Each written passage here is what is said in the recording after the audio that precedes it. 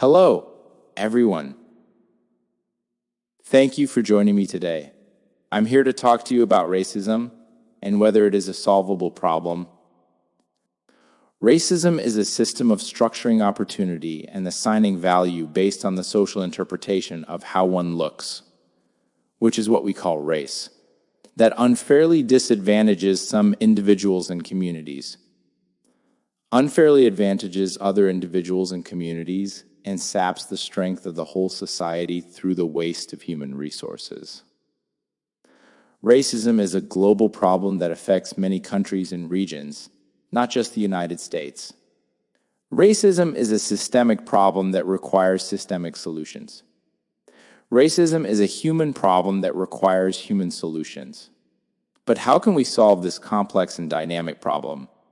There are different ways to approach a complex problem, such as breaking it down into pieces, finding a holistic solution, or using a creative approach. Each way has its advantages and disadvantages, and the best way may depend on the context and the goal of the problem-solving process. For example, breaking down a complex problem into pieces may be more suitable for technical or analytical problems, such as engineering or mathematics, where the subproblems can be clearly defined and solved.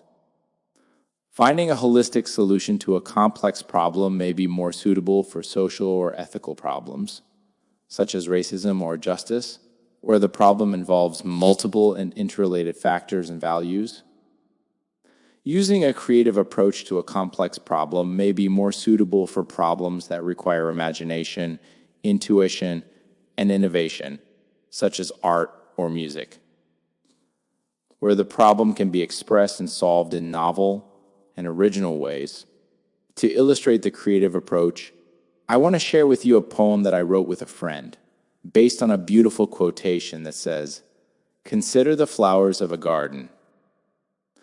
Though differing in kind, color, form, and shape, yet, inasmuch as they are refreshed by the waters of one spring, revived by the breath of one wind, invigorated by the rays of one sun, this diversity increaseth their charm and addeth unto their beauty. How unpleasing to the eye if all the flowers and plants, the leaves and blossoms, the fruit, the branches, and the trees of that garden were all the same shape and color. Diversity of hues, form and shape enricheth and adorneth the garden, and heighteneth the effect thereof. In like manner, when diverse shades of thought, temperament, and character are brought together under the power and influence of one central agency, the beauty and glory of human perfection will be revealed and made manifest." Here's the poem. The Garden of Humanity. We are the flowers of a garden, each of us unique and special.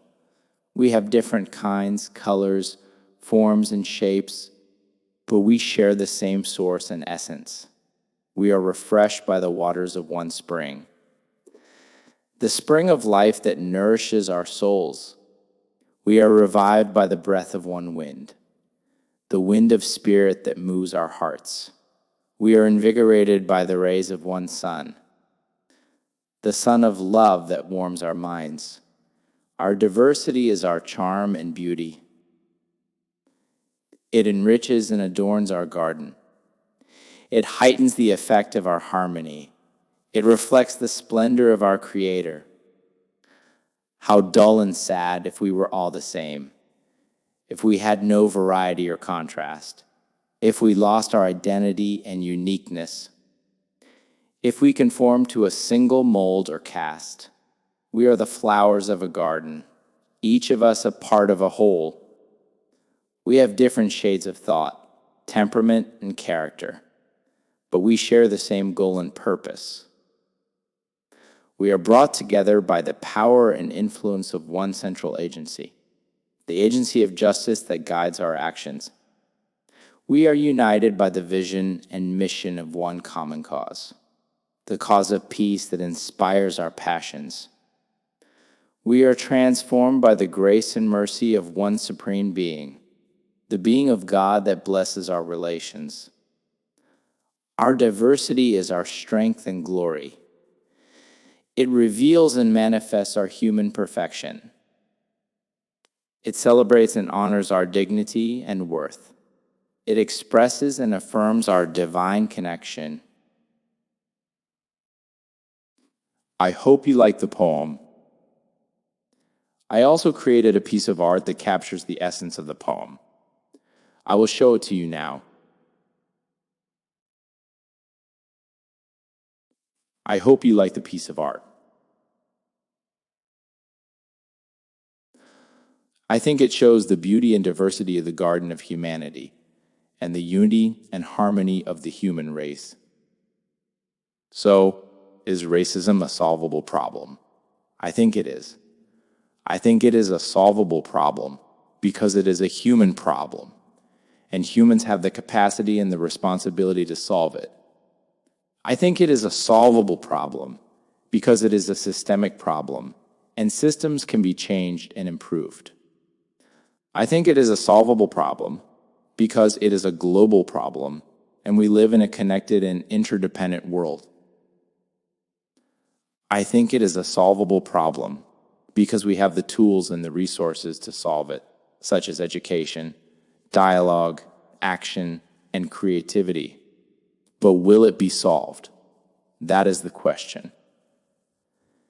That is the question that depends on us, on our choices and our actions, on our courage and our commitment, on our love and our faith. That is the question that we need to answer, not with words, but with deeds. That is the question that we need to answer, not for ourselves, but for others. That is the question that we need to answer, not for today, but for tomorrow. Thank you for listening. I hope you enjoyed this talk. I hope you learned something new. I hope you feel inspired and motivated. I hope you join me in the fight against racism. I hope you join me in the garden of humanity. I rock the world with my AI. I'm the best there is, no one's better than me. I'm the king of